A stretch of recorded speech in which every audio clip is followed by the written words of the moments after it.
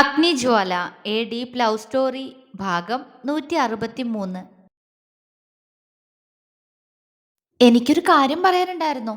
Breakfast കഴിച്ചു കഴിഞ്ഞ് കൈ കഴുകാൻ വേണ്ടി അപ്പു എഴുന്നേറ്റ് പോയതും അവന് പിന്നാലെ വന്നുകൊണ്ട് സൗബി പറഞ്ഞു. അപ്പു സംശയത്തോടെ അവളെ തിരിഞ്ഞു നോക്കി. സൗബിയുടെ മുഖത്തെ വീക്കമൊക്കെ മാറിയിട്ടുണ്ട്, പെയിനും കുറഞ്ഞിട്ടുണ്ട്. കൈ മാത്രമാണ് ഇപ്പോൾ പ്രശ്നം. അതുകൊണ്ട് തന്നെ അവളിപ്പോ ഉഷാറായിട്ടുണ്ട്. എന്താണ് സൗപർണിക? അവളുടെ തിളങ്ങുന്ന കണ്ണുകളിലേക്ക് നോക്കി അസ്വസ്ഥതയോടെ അപ്പു ചോദിച്ചു. അത് ആരവേട്ടനെ എപ്പോഴൊന്ന് ഫ്രീ ആവാ, ഒരു പ്രധാനപ്പെട്ട കാര്യം പറയാനായിരുന്നു. അവൾ നാണത്തോടെ പറഞ്ഞു. അവൻ അവളെ സംശയത്തോടെ നോക്കി. എന്താ ഇത്രയും പ്രധാനപ്പെട്ട കാര്യം? താല്പര്യമില്ലാത്ത പോലെ അവൻ ചോദിച്ചു. അത് അത് പറയാ, എപ്പോഴൊന്ന് സംസാരിക്കാൻ. അവൾ വീണ്ടും ചോദിച്ചു. അപ്പു ആണെങ്കിൽ എങ്ങനെ അവളുടെ മുന്നിൽ നിന്ന് രക്ഷപ്പെടുമെന്ന് അറിയാതെ നിൽക്കുകയാണ്. ആ സമയത്ത് തന്നെയാണ് പൊന്നു അങ്ങോട്ട് വരുന്നത് അപ്പു കണ്ടത്. അവന്റെ മുഖം വിടർന്നു. പൊന്നു അവരെ കണ്ടു. അപ്പുവിനെ നോക്കി ചിരിക്കുന്ന സൗബിയെ കണ്ട് അവൾ പെട്ടെന്ന് അവർക്കടുത്തേക്ക് നടന്നു. അപ്പുവിനൊരു കുറുമ്പ് തോന്നി. അതിനെന്താ സൗബി, നമുക്ക് ഈവനിങ് വന്നിട്ട് സംസാരിക്കാലോ. അവൻ ചിരിയോടെ പറഞ്ഞുകൊണ്ട് പൊന്നുവിനെ പാളി നോക്കി. ദേഷ്യത്തോടെ അപ്പുവിനെ നോക്കുന്നുണ്ടവൾ. അപ്പുവിന് അവളോട് വല്ലാത്ത സ്നേഹം തോന്നിപ്പോയി. നാഗവല്ലി തന്നെ. അവൻ പതിയെ പറഞ്ഞു. എന്താ അരവേട്ട? അവൻ പതിയെ സംസാരിച്ചത് സൗബിക്ക് മനസ്സിലായില്ല. ഏയ് അല്ല, സൗപർണിക ഇന്ന് നല്ല സുന്ദരിയായിട്ടുണ്ടെന്ന് പറഞ്ഞതാ. അവൻ പറഞ്ഞു. പൊന്നുവാണെങ്കിൽ ഇപ്പോ വീർത്തു പൊട്ടുമെന്ന പോലെ ആയിട്ടുണ്ട്. പക്ഷെ അപ്പുവിന്റെ വാക്കുകളിൽ സൗബി ആകെ പൂത്തുലഞ്ഞു പോയി. ആണോ, താങ്ക്സ് അരവേട്ട. അപ്പോ നമുക്ക് ഈവനിങ് സംസാരിക്കാം. ചിരിയോടെ പറഞ്ഞുകൊണ്ട് അവൾ തിരിഞ്ഞു. അപ്പോഴാണ് അവളെ നോക്കി നിൽക്കുന്ന പൊന്നുവിനെ അവൾ കണ്ടത്. സൗബി അവളെ നോക്കി പുച്ഛിച്ചു പെട്ടെന്ന് അവിടുന്ന് പോയി. കൂതറ പല്ലി കണ്ടാലും മതി. ഇതാണോ ഭംഗി? എന്റെ നാഗവല്ലിയുടെ അത്ര ഭംഗിയൊന്നും അവൾക്കില്ല. പോരാത്തന് ഒരുമാതിരി കുരുട്ട് പിടിച്ച സ്വഭാവവും പരട്ട പല്ലി. അവള് പോകുന്നോ നോക്കി അപ്പു വിറുവിറുത്തു. അവൾക്കെന്താ അപ്പേട്ടനോട് ഇത്ര സംസാരിക്കാൻ പറ്റില്ല എന്ന് പറഞ്ഞുകൂടായിരുന്നോ? പൊന്നു അവന് നേരെ ചീറി. എന്തിന്? ഒന്ന് പോയേടി നാഗവല്ലി. എൻ്റെ ഒരു വീക്ഷണകോണിൽ അവൾക്ക് എന്നോട് പ്രേമ, ലവ്, മൊഹബത്ത്, കാതൽ. ഹു, ഞാനൊരു കലക്കും എൻ്റെ നാഗവല്ലി. അവൻ അവളെ ദേഷ്യം പിടിപ്പിച്ചുകൊണ്ട് അവളുടെ മൂക്കിൽ പിടിച്ചു വലിച്ചു. അപ്പേട്ടാ! പൊന്നു പല്ലിരുമ്മി. അയ്യോ, പല്ലി കടിച്ചു പൊട്ടിക്കല്ലേ. ഞാനും അവൾ ഇതിലൂടെ പ്രണയം പറഞ്ഞ് കൈകോർത്ത് പിടിച്ച് നടക്കുന്നത് നിനക്ക് കാണണ്ടേ? അതുകൊണ്ട് കൂൾ ചൈതന്യ. അവൻ കുറുമ്പോടെ അവളുടെ കവിളി തട്ടി. ദേപ്പേട്ട വേണ്ടാട്ടോ, എന്നെ വെറുതെ ദേഷ്യം പിടിപ്പിക്കരുത്. എന്നോട് പിന്നെ നിങ്ങൾക്ക് എന്തുണ്ടായിട്ടാ റൂമിൽ വെച്ച് നിങ്ങൾ എന്നോട് അങ്ങനെയൊക്കെ പെരുമാറിയേ? എന്നിട്ടിപ്പോ? അവൾ അവന്റെ മുഖത്തേക്ക് മുഖമടുപ്പിച്ച് ദേഷ്യത്തിൽ ചോദിച്ചു. അപ്പു അവളെ പ്രണയത്തോടെ നോക്കി. അത് ഞാനൊരാണല്ലേ മോളെ ചൈതന്യ. നീ എന്നോട് അങ്ങനെ അടുത്ത് വന്നപ്പോ പറ്റിപ്പോയി. അതിനു പിന്നിൽ വേറെ അർത്ഥമൊന്നുമില്ല. നീ ഒന്ന് അങ്ങോട്ട് മാറിയേ. ഞാൻ എൻ്റെ സൗബിമോൾ ഒന്നുകൂടി കണ്ടിട്ട് ഓഫീസിൽ പോവാൻ നോക്കട്ടെ. പൊന്നുവിന്റെ ദേഷ്യം നിറഞ്ഞ മുഖത്തേക്ക് നോക്കി കുസൃതിയോടെ പറഞ്ഞ് അവളെ തട്ടിമാറ്റി അപ്പു മുന്നോട്ട് പോയി. പൊന്നു കലിയോടെപ്പോഴും അവനെ നോക്കുന്നുണ്ട്. നിങ്ങളുടെ ബെഡിലൊന്നും ഇരുന്നേനാ അവൾക്കിട്ട് ഞാൻ പണി കൊടുത്തേ. അപ്പൊ ഇനി വേറെന്തെങ്കിലും കൂടെ ആയാ ആ സോബിയുടെ ഇല്ല ഞാൻ ഊരും. പൊന്നു പിറുവിറുത്തു. എടാ അപ്പേട്ടൻ തണ്ടി, നിങ്ങളെ ഞാൻ ശരിയാക്കി തരാടാ മരപ്പട്ടി. അവനെ നോക്കി പറഞ്ഞുകൊണ്ട് ചവിട്ടിത്തുള്ളി അവൾ അവിടെ നിന്ന് പോയി. എന്നാൽ ഉമ്മറത്തേക്ക് ഇറങ്ങിയ അപ്പു ആകെ വല്ലാത്തൊരവസ്ഥയിലായിരുന്നു. എന്റെ മഹാദേവ, ആ പെണ്ണിനെ ദേഷ്യം പിടിപ്പിക്കാൻ വേണ്ടി വെറുതെ അങ്ങനെയൊക്കെ പറഞ്ഞെങ്കിലും ആ സൗപർണികയുടെ നോട്ടത്ര പന്തിയല്ലല്ലോ. അവൻ താടിയിൽ വിരൽ വെച്ച് ആലോചിച്ചു. ഇനിയിപ്പോ ആ പല്ലിക്ക് ശരിക്കും എന്നോട് വല്ല ഇഷ്ടവും? അവളുടെ ഇടയ്ക്കുള്ള നോട്ടൊന്നും അത്ര പന്തിയല്ല. അവൻ നെടുവീർപ്പിട്ടു. എന്റെ നാഗവല്ലി, എനിക്ക് നിന്നെ മതിയിടി, വേറെ ഒരുത്തിയും വേണ്ട. അവൻ അകത്തേക്ക് പാളി നോക്കി ജ്വാലയുടെ മുഖം വിരിപ്പിച്ചു വെച്ച് എന്തോ സംസാരിക്കുന്ന പൊന്നൂനെ നോക്കി പ്രണയത്തോടെ പറഞ്ഞു, നിറഞ്ഞ പുഞ്ചിരിയോടെ. സുരഭിയും സൗബിയും അവർക്കായി നൽകിയിട്ടുള്ള റൂമിലാണ്. രണ്ടുപേരും കാര്യമായി എന്തോ ആലോചിക്കുകയാണ്. സുരഭി പതിയെ സൗബിയെ നോക്കി. സൗബിയും അവളുടെ മുഖത്തേക്ക് നോക്കി. നീ ശരിക്കും ആലോചിച്ചിട്ട് തന്നെയാണോ? സുരഭി ചോദിച്ചു. ഇതിലിപ്പോ ഇത്ര ആലോചിക്കാൻ എന്തിരിക്കുന്നു? സൗബി മുഖം ചുളിച്ചു. അതല്ലടി, അമ്മ പറഞ്ഞോന്ന് കരുതി മാത്രം പോയി ആരവനോട് നിനക്ക് ഇഷ്ടാണെന്ന് പറയണോന്നാ ഞാൻ ചോദിച്ചേ. സുരഭി വിശദമായി പറഞ്ഞു കൊടുത്തു. അമ്മ പറഞ്ഞിട്ടാ ഞാൻ അരവന്റെ പിറകെ നടന്നതെന്ന് ശരിയാ, പക്ഷെ എനിക്കിപ്പോ ആളോട് ചെറിയൊരു ഇഷ്ടമൊക്കെ ഉണ്ട്. അവള് പറഞ്ഞു. അത് ഈ വീട് സ്വത്തുക്കളൊക്കെ കണ്ട് കണ്ണ് മഞ്ഞളിച്ചിട്ടുണ്ടായ ഇഷ്ടല്ലേ? സുരഭി പുച്ഛിച്ചു. സൗബി പല്ല് കടിച്ചുകൊണ്ട് അവളെ നോക്കി. ആണെങ്കിൽ ചേച്ചിക്ക് എന്താ പ്രശ്നം? അതൊരു കാരണം തന്നെയാ. ഇങ്ങനെ എല്ലാം ഉള്ളൊരു ഫാമിലിയിൽ വന്ന് കയറാനാ ഞാൻ ആഗ്രഹിക്കുന്നത്. അതിന് ചേച്ചിക്ക് എന്താ? സൗബി സുരഭിക്ക് നേരെ ശബ്ദമുയർത്തി. എനിക്കെന്ത്? നീ എന്ത് വേണമെങ്കിൽ ചെയ്തോ. സുരഭി ചുണ്ടുകൊട്ടി. ആ ചെയ്തോളാ. പിന്നെ നീ ഇങ്ങോട്ട് വന്നിരിക്കുന്നതും നല്ല ഉദ്ദേശത്തോടു കൂടിയല്ലാന്ന് എനിക്ക് അറിയാം. അഗ്നിയുടെ പിറകെ കുറെ നടന്നതല്ലേ. ഇപ്പൊ ഇങ്ങോട്ട് വന്നതിന് പിന്നിലും അങ്ങനെ എന്തെങ്കിലും ലക്ഷ്യം കാണും. എനിക്ക് അറിയാത്തൊന്നല്ലല്ലോ എന്റെ ചേച്ചിയെ. സൗബി സുരഭി ആകെ മൊത്തം സംശയത്തോടെ നോക്കുന്നുണ്ട്.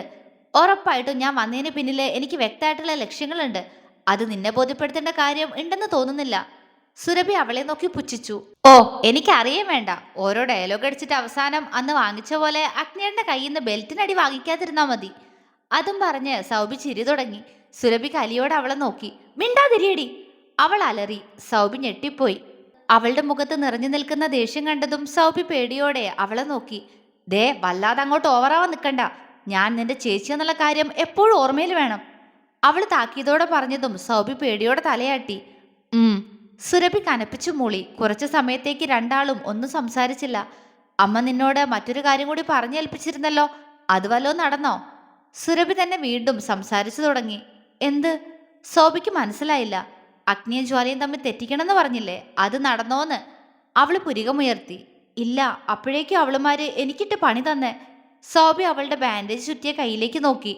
സുരഭി അവളെ നോക്കിയൊരു പരിഹാസച്ചിരി ചിരിച്ചു. അതല്ലെങ്കിൽ നിന്നെ കൊണ്ട് പറ്റുന്ന പണിയല്ല, സുരഭി പറഞ്ഞു. ചേച്ചിയെ കൊണ്ടും പറ്റുന്ന പണിയല്ല. അവര് തറവാട്ടിൽ വന്നപ്പോ ശ്രമിച്ചിരുന്നല്ലോ അതിനു വേണ്ടിയിട്ട്. എന്നിട്ട് എന്തായി? സൗബിക്ക് പുച്ഛം തന്നെ. അതന്ന് അഗ്നിക്ക് അവളോട് ഒരു ഇഷ്ടമുണ്ടായിരുന്നു. അതറിയാൻ ഞാൻ വൈകിപ്പോയി. അതറിയാതെ എന്തൊക്കെയോ ചെയ്തു കൂട്ടി. പക്ഷേ അന്നത്തെ പോലെയല്ല ഇന്ന്. സുരഭിയുടെ കണ്ണുകളിൽ വല്ലാത്തൊരു തിളക്കം. മനസ്സിലായില്ല? സൗബിയുടെ പുരികം ചുളിഞ്ഞു. മനസ്സിലാവാൻ ഒന്നുമില്ല. അഗ്നിക്ക് ജ്വാലയോട് തോന്നിയ ആ ഇഷ്ടം മാസങ്ങൾക്ക് ശേഷം ഇപ്പൊ അവസാനിച്ചിരിക്കുന്നു, അത്ര തന്നെ. അതുകൊണ്ട് അവരെ പിരിക്കാൻ കൂടുതലൊന്നും ചെയ്യേണ്ട ആവശ്യമില്ല. ഒരു ചെറിയ ശ്രമം മാത്രം മതിയാവും. കാരണം അഗ്നി ഇപ്പൊ ആഗ്രഹിക്കുന്നത് അവളെക്കാൾ ബെറ്ററായ ഒന്നിനെയാ. സ്വന്തം ശരീരത്തിലൂടെ അഭിമാനത്തോടെ തഴുകിക്കൊണ്ട് അവള് പറഞ്ഞു. സൗബി അവളെ മിഴിച്ചു നോക്കി. ചേച്ചി ഇതെന്തൊക്കെയാ പറയുന്നേ? സൗബിയിൽ അമ്പരപ്പ്. നീ എന്റെ അനിയത്തിയാ, അതുകൊണ്ട് നിന്നോട് കൂടുതൽ ഡീറ്റെയിൽഡ് ആയിട്ട് ഈ കാര്യങ്ങൾ പറയാൻ എനിക്ക് ബുദ്ധിമുട്ടുണ്ട്. ഒന്ന് മാത്രം അറിയാം, അഗ്നിക്ക് ജ്വാലയോടുള്ള മോഹം, അവൻ പ്രണയാണെന്ന് പറഞ്ഞിരുന്ന ആ മോഹം അവസാനിച്ചു. ആ മോഹം ഇപ്പോ വേറെ ആളുകളോടാ. സുരഭി ചിരിയോടെ പറഞ്ഞു. ചേച്ചിക്ക് വട്ടാ. അഗ്നിയേട്ടന് ജ്വാലയോട് ഇപ്പോഴും ഇഷ്ടാ. അന്ന് തറവാട്ടിൽ നിന്ന് കണ്ടപ്പോൾ ഉള്ളതിനേക്കാൾ സ്നേഹത്തിലാ അവരിപ്പോ ഉള്ളേ. ഞാൻ നേരിട്ട് കണ്ടതല്ലേ. ചേച്ചിക്ക് എന്തൊക്കെയോ തെറ്റിദ്ധാരണയുണ്ട്, സോബി ഉറപ്പിച്ചു പറഞ്ഞു. എനിക്കൊരു തെറ്റിദ്ധാരണയില്ല. എല്ലാം ശരിയായ ധാരണ തന്നെയാ. ഇപ്പൊ ജ്വാലയോട് അഗ്നി സ്നേഹം കാണിക്കുന്നുണ്ടെങ്കിൽ അത് വെറും അഭിനയം മാത്ര. മറ്റുള്ളവർക്ക് മുന്നിൽ അവൻ അഭിനയിക്കുക, പക്ഷെ മനസ്സിൽ വേറെ പലതും ആഗ്രഹിക്കുന്നുണ്ട്. അതുകൊണ്ടാ ഞാനിപ്പോ ഈ വീട്ടിൽ നിൽക്കുന്നേ. അവള് വിജയച്ചിരിയോടെ പറഞ്ഞു. സൗബി അവളെ നോക്കിയിരുന്നു. അഗ്നിയുടെ കണ്ണുകളിൽ ജ്വാലയോടുള്ളത് പ്രണയം തന്നെയാണെന്ന് വീണ്ടും ഓർത്തു നോക്കി ഉറപ്പിക്കുകയായിരുന്നു സൗബി. അതെ, അത് പ്രണയം തന്നെയാ, അവള് പതിയെ പറഞ്ഞു. നീ എന്തെങ്കിലും പറഞ്ഞോ? സുരഭി ചോദിച്ചു. അത് ചേച്ചി, വേണ്ടാത്ത പൊല്ലാപ്പിനൊന്നും പോവണ്ട. അഗ്നിയുടെ സ്വഭാവം അറിയാലോ നിനക്ക്, സൗബി പേടിയോടെ പറഞ്ഞു. എന്നെ ഉപദേശിക്കാൻ നീ ആരാടി? സുരഭി അവളോട് തട്ടിക്കേറി. നീ എന്റെ ചേച്ചി ആയതുകൊണ്ട് പറഞ്ഞേ ഉള്ളൂ, വേണമെങ്കിൽ കേട്ടാ മതി, സൗബി ദേഷ്യത്താൽ പറഞ്ഞു. കേൾക്കുന്നില്ല. എന്നെ വല്ലാതെ വാശി പിടിപ്പിച്ചാലുണ്ടല്ലോ, ആ ജ്വാലയെ അഗ്നിയുടെ ജീവിതത്തിൽ നിന്ന് തന്നെ പറഞ്ഞു വിട്ട് ആ സ്ഥാനത്ത് ഞാൻ കയറിയിരിക്കും. കാണണോടി നിനക്ക്? സുരഭി ബെഡിന്ന് ചാടി എഴുന്നേറ്റു. ഭ്രാന്താണെങ്കിൽ ചങ്ങലക്കിടാൻ ചേച്ചി, പക്ഷെ ചങ്ങലയ്ക്കും ഭ്രാന്ത് പിടിച്ചാ എന്ത് ചെയ്യാനാ? നീ ഇനി വാങ്ങിക്കാൻ കിടക്കുന്നേ ഉള്ളൂ. സുരഭിയുടെ കണ്ണിലേക്ക് നോക്കി അത് പറയുമ്പോ സൗബിക്ക് സംശയതും ഇല്ലായിരുന്നു. ഡി, സുരഭി ദേഷ്യത്തോടെ വിളിച്ചു. കുറച്ചു നേരം ഈ റൂമിൽ നിന്ന് നീ ഒന്ന് പോയേ, എനിക്കൊന്ന് ഉറങ്ങണം. നാശം പിടിക്കാൻ എന്റെ ഫോൺ എവിടെയാണാവോ? അല്ലെങ്കിൽ അതിലെങ്കിലും നോക്കിയിരുന്ന സമയം കളയായിരുന്നു. പിറുപിറുത്തുകൊണ്ട് സൗബി ബെഡിൽ കയറി കിടന്ന് കണ്ണുകൾ അടച്ചു. സുരഭി ദേഷ്യത്തോടെ ചുമരിൽ കൈ ചുരുട്ടി അടിച്ചു. ഞാൻ പറഞ്ഞതെല്ലാം സത്യമായിരുന്നു എന്ന് നിനക്ക് ഞാൻ മനസ്സിലാക്കി തരുന്നുണ്ട്, സുരഭി അപ്പോഴും പറഞ്ഞു. സൗബി അത് കേൾക്കാത്തതുപോലെ ഉറക്കം നടിച്ചു കിടന്നു. ഒപ്പം കൂർക്കമലി കൂടി തുടങ്ങി. നാശം, പിറുപിറുത്തുകൊണ്ട് സുരഭി ചവിട്ടിത്തുള്ളി ഡോറ് തുറന്ന് പുറത്തേക്ക് പോയി. വൈകുന്നേരം നേരത്തെ വരാമെന്ന് പറഞ്ഞ അഗ്നി പതിവിലും വൈകിയാണ് കൗസ്തുഭത്തിലേക്ക് അന്ന് എത്തിയത്. നേരം 10 മണിയോട് അടുത്തിരിക്കുന്നു. മോഹൻ വൈകുന്നേരം തന്നെ വീട്ടിലെത്തിയിരുന്നു. അഗ്നിക്കും അപ്പൂനും ഒരു മീറ്റിംഗ് ഉണ്ടായിരുന്നു. അതുകൊണ്ട് തന്നെ ക്ലയന്റിന്റെ വീട്ടിലേക്ക് നേരിട്ട് പോവേണ്ടതായി വന്നു. അതുകൊണ്ടാണ് രണ്ടുപേരും ഇത്ര വൈകിയത്. അഗ്നി അകത്തേക്ക് കയറി വന്ന് പുഞ്ചിരിയോടെ ജ്വാലയുടെ കയ്യിലേക്ക് ഒരു കവർ വെച്ചു കൊടുത്തു. അവള് മുഖം വീർപ്പിച്ചുകൊണ്ട് അതും വാങ്ങി ഹാളിലേക്ക് പോയി. പിറകെ തന്നെ മീനുവും പൊന്നും ജ്വാലയെ പൊതിഞ്ഞു. കഴിക്കാനുള്ളത് എന്താണെന്ന് അറിയാനുള്ള പൊരിച്ചിലാണ്. ഐസ്ക്രീമും ബേക്കറി ഐറ്റംസും അങ്ങനെ എന്തെല്ലാമോ വാങ്ങിയിട്ടുണ്ട്. ജ്വാല അതെല്ലാവർക്കും വീതിച്ചു കൊടുക്കുന്നത് നോക്കിക്കൊണ്ട് അഗ്നി ചിത്തൂനെ നോക്കി പുഞ്ചിരിച്ചു. ഞാനൊന്ന് ഫ്രഷായിട്ട് വരാം അമ്മേ. വേഗം ചെല്ലു എണ്ണ. അപ്പു, നീയും ചെല്ല്. നേരെ എന്തായെന്ന വിചാരം? പിള്ളേർക്ക് വിശക്കുന്നുണ്ടാവും, മോഹൻ പറഞ്ഞതും അഗ്നി സംശയത്തോടെ അയാളെ നോക്കി. ആരും ഫുഡ് കഴിച്ചില്ലേ? അവൻ ചോദിച്ചു. ഞാനും നിന്റെ അച്ഛനും പിന്നെ മറ്റേ പിള്ളേരും കഴിച്ചു. ജ്വാലയും മീനും പൊന്നും നിങ്ങൾ വന്നിട്ട് മതിയെന്ന് പറഞ്ഞ് വെയിറ്റ് ചെയ്തിരിക്കുക, ചിത്തു പറഞ്ഞു. ആണോ? എന്നാ അതെ ഇപ്പൊ വരാ. എന്താ ഉഞ്ഞ, വിശക്കുന്നുണ്ടെങ്കിൽ നേരത്തെ ഭക്ഷണം കഴിച്ചൂടെ? സമയം ഒരുപാടായില്ലോ, അഗ്നി ജ്വാലയോട് ചോദിച്ചു. എനിക്ക് വിശന്നില്ല, മുഖം വീർപ്പിച്ചുകൊണ്ട് അവള് മറുപടി പറഞ്ഞു. അഗ്നി കുറുമ്പോടെ പെണ്ണിനെ നോക്കി. രാവിലെ സുരഭിയോട് ചിരിക്കുന്ന കണ്ടപ്പോ തൊട്ടുള്ള പിണക്ക. എന്റെ മഹാദേവ, ഞാൻ എങ്ങനെ ഈ പെണ്ണിനെന്ന് പറഞ്ഞു മനസ്സിലാക്കിപ്പിക്കും? ചിരിയോടെ മനസ്സിൽ പറഞ്ഞുകൊണ്ട് അവൻ സ്റ്റെയറിന്റെ അടുത്തേക്ക് നടന്നു. ജ്വാല അവനെ പാളി നോക്കി. അതേ നിമിഷം തന്നെ അഗ്നി അവളെ തിരിഞ്ഞു നോക്കി അവൾക്ക് നേരെ കണ്ണിറുക്കി കാണിച്ചു. അവനെ കൂർപ്പിച്ചു നോക്കിക്കൊണ്ട് അവൾ അവനീന്ന് മുഖം തിരിച്ചു. അഗ്നി ചുണ്ടിൽ വിരിഞ്ഞ ചിരിയോടെ മുകളിലേക്ക് പോവാൻ തുടങ്ങിയതും പെട്ടെന്ന് സൗബിയുടെ റൂമിന്റെ വാതിൽ തുറന്നു. സുരഭിയായിരുന്നു. അഗ്നി ഒന്ന് നിന്നു. അവനെ കണ്ട അവളുടെ കണ്ണുകൾ തിളങ്ങി. വശ്യമായ ചിരിയോടെ അവൾ അഗ്നിയെ നോക്കി. അവനും അതുപോലൊരു ചിരി അവൾക്ക് മടക്കി നൽകി. അത് സുരഭിക്ക് വിശ്വസിക്കാൻ കഴിഞ്ഞില്ല. അവള് നാണത്തോടെ അവനീന്ന് മുഖം തിരിച്ചു. അവളെ ഒന്ന് നോക്കി ഉള്ളിലെ ദേഷ്യം കടിച്ചമർത്തി അഗ്നി പെട്ടെന്ന് അവന്റെ റൂമിലേക്ക് പോയി. സുരഭി സന്തോഷത്തോടെ ടിവിക്ക് മുന്നിലേക്ക് നടന്നു. അവന് പിറകെ പോവാനൊരുങ്ങിയ അപ്പുവിന്റെ മുന്നിലേക്ക് പെട്ടെന്ന് സൗബി വന്നു നിന്നു. അവൻ അവളെ എന്തായെന്ന പോലെ നോക്കി. അത് എനിക്ക് സംസാരിക്കാൻ ഞാൻ പറഞ്ഞിരുന്നില്ലേ? സൗബി ചോദിച്ചു. ഓ നാശം, ഈ രാത്രി നീ പല്ലിയോട് സംസാരിച്ചിട്ട് നേരം കളയണോ? അവൻ പിറുപിറുത്തു. ആരവേട്ടൻ എന്തെങ്കിലും പറഞ്ഞോ? ഏയ് ഇല്ല. അതും പറഞ്ഞ് വരുത്തിക്കുട്ടി ചിരിയോടെ അവൻ അവളിൽ നിന്ന് നോട്ടം മാറ്റി. എന്നാൽ സോഫയിൽ തന്നെ നോക്കി ദേഷ്യത്തോടെ ഇരിക്കുന്ന പൊന്നൂനെ കണ്ട് അവന് രാവിലത്തെ പോലെ അവളുടെ പിണക്കം കാണാൻ തോന്നി. അവൻ സൗബിയെ നോക്കി. ഞാൻ പെട്ടെന്ന് ഫ്രഷായിട്ട് വരാം സൗപർണിക, എന്നിട്ട് നമുക്ക് എത്ര നേരം വേണമെങ്കിലും സംസാരിക്കാം. അല്പം ശബ്ദത്തിൽ തന്നെ അപ്പു പറഞ്ഞു. അവരെ കൂടാതെ ഹാളിൽ ജ്വാലയും പൊന്നും മീനും മാത്രമേ അപ്പോൾ ഉണ്ടായിരുന്നുള്ളൂ. മൂന്നാളും അപ്പുവിനെ നോക്കി. അപ്പു സൗബിയോടാണ് ഇത്രയും സോഫ്റ്റായിട്ട് സംസാരിക്കുന്നതെന്ന് കണ്ട ജ്വാലയും മീനു അവനെ സംശയത്തോടെ നോക്കി. അപ്പു പെട്ടെന്ന് മുകളിലേക്ക് കയറിപ്പോയി. സൗബി സന്തോഷത്തോടെ അവളുടെ റൂമിലേക്കും. അപ്പോഴിന് അവളോടെന്തിനാ ഇത്രയും സോഫ്റ്റായിട്ട് സംസാരിക്കുന്നേ? മീനു ചോദിച്ചു. ആ ജ്വാല കൈമലർത്തി. രണ്ടാളും പൊന്നൂനെ നോക്കി. മുഖം വീർപ്പിച്ചിരിക്കുന്ന പൊന്നൂനെ ജ്വാല കുറുമ്പോടെ നോക്കി. കുശുമ്പായോ? അവള് ചോദിച്ചു. ജ്വാല. പൊന്നു പല്ലിരുമി. യോ, ഞാൻ വെറുതെ പറഞ്ഞതാ. ജ്വാല പെട്ടെന്ന് വായിക്ക് സിബിട്ടു. പക്ഷേ ഞാൻ സീരിയസ് ആയിട്ട് പറഞ്ഞതാ. അപ്പോഴിന് സൗപർണികയോടൊരു ചായവുണ്ട്. അവളോട് മാത്രം എപ്പോഴും ഇങ്ങനെയാ സംസാരം. ഇതൊന്നും അത്ര നല്ലതിനല്ല.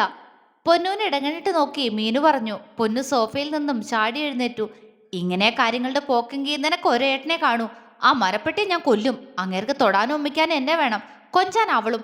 ദേഷ്യത്തോടെ പറഞ്ഞുകൊണ്ട് പൊന്നു മീനുന്റെ റൂമിലേക്ക് കയറിപ്പോയി. മീനുവും ജ്വാലയും വാപൊത്തി ചിരിച്ചു. ജ്വാലയെടുത്തി, ഇന്ന് അപ്പുവേട്ടന്റെ കാര്യം പോക്കാ. അവള് ചിരിയോടെ പറഞ്ഞു. സത്യം അല്ലടി, അതിനിടയിൽ അവളെന്താ തൊടാനും വയ്ക്കാനെന്നൊക്കെ പറഞ്ഞ്? ജ്വാലയ്ക്ക് സംശയം. അത് ഏട്ടത്തി, അത് ഞാനും നോട്ട് ചെയ്തു. മീനുവും പറഞ്ഞു. നമ്മൾ അറിയാതെ എന്തൊക്കെയോ നടക്കുന്നുണ്ട് ഇവിടെ. ജ്വാലയുടെ കണ്ണുകൾ കുറുകി. അത് സത്യം. മീനു താടിക്ക് കൈകൊടുത്ത് ഒരു നെടുവീർപ്പോടെ പറഞ്ഞു. തുടരും.